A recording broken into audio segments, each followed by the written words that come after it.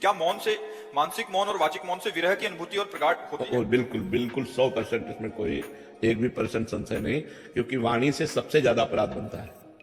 हंसी मजाक, झूठ बोलना, कई तरह की ऐसी बातें होती हैं जो हमारी वाणी से अपराध बन जाते हैं, और वाणी का बहुत बड़ा प्रभाव पड़ता है। अब जैसे हम वाणी से मौन है तो वो धीरे धीरे मन पर भी प्रभाव पड़ने लगता है।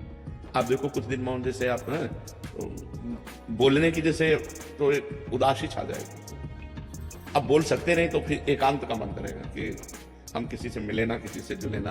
पर जैसे जिसका व्यापार है या नौकरी है या अन्य साधनों में रत है और साधनरत है, तो मतलब विचार मौन रहना चाहिए। विचार मौन ज्यादा उत्तम है। विचार मौन का मतलब है जैसे आप हमसे कोई बात पूछ रहे हैं, अब हम बार बार अब पूरी मनोशक्ति लग रही हो, आप समझ नहीं पा रहे, हम समझाना चाह रहे तो हमारे अंदर चिड़चिड़ापन आ जाएगा। अगर अत्यंत आवश्यक है तो हम बोल देते हैं, और अत्यंत आवश्यक नहीं है तो हम उत्तर नहीं देते। इसे विचार मौन कहते हैं। जो बोलेंगे सत्य बोलेंगे, मृदु बोलेंगे, हितकर बोलेंगे, नहीं तो मौन रहेंगे। साधक जो गृहस्थी में है उसे जड़ मौन ना लेकर विचार मौन उत्तम रहेगा, क्योंकि परिवार है, गृह कार्य है। अच्छा, संत वेश में क्या कि अब हम आपसे नहीं बोलना चाहते, तुम्हारे ऊपर किसी का अधिकार नहीं, आप हमें नहीं बुलवा सकते। लेकिन गृहस्थी में बहुत सी ऐसी बातें हैं जिनमें आपको बोलना ही पड़ेगा, तो उसमें विचार मौन ज्यादा उत्तम है, जड़ मौन ठीक नहीं है। तो विचार मौन के द्वारा भी वही गति प्राप्ति की जा सकती है। वाणी का सदव्यवहार परमार्थ को पुष्ट करता है, या वाणी का मौन, दोनों पुष्ट करते हैं।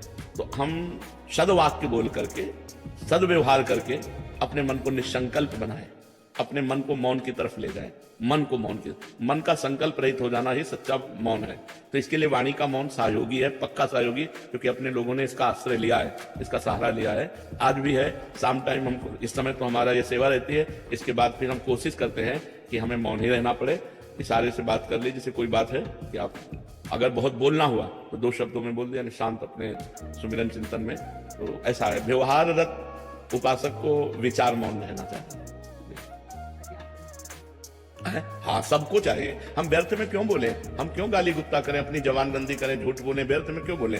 बहुत गंभीर रहना चाहिए, शांत रहना चाहिए। उसकी बात सुनी, अगर बोलने लायक है तो उत्तर दिया, नहीं तो मौन है, हमें क्या मतलब, चल दिया। अगर मान लो आपसे कोई पूछ रहा है, आपसे ही डायरेक्ट पूछ रहा है, कोई बात पूछ रहा है, आपको लग रहा है उत्तर देना ठीक नहीं, नजर नीचे की, चल दिया।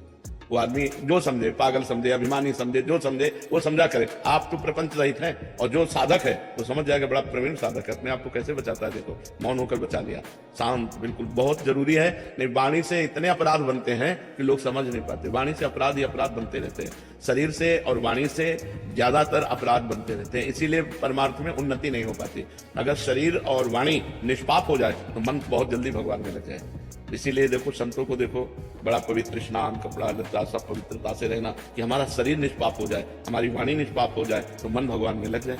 मन का तन और वाणी से बड़ा संयोग है। हम जहां बोलते हैं मन हमारा वहीं जाता है, हम शरीर से जो क्रियाएं करते हैं मन उसी में जाता है, जो संबंध रखते हैं। अगर हमारा देखो, तभी 3 की शरणागत कही गई, तन वांग मनो भी, शरीर मन और वाणी, वांग तनु वांग मनो भी, 3 का बहुत बड़ा योग है साधना में। तो हम शरीर को पवित्र रखें, वाणी को कम बोलने का अभ्यास रखें, दूसरे को ज्यादा बोलने दें, अपने बहुत सोच समझ के उत्तर दें, और भगवान का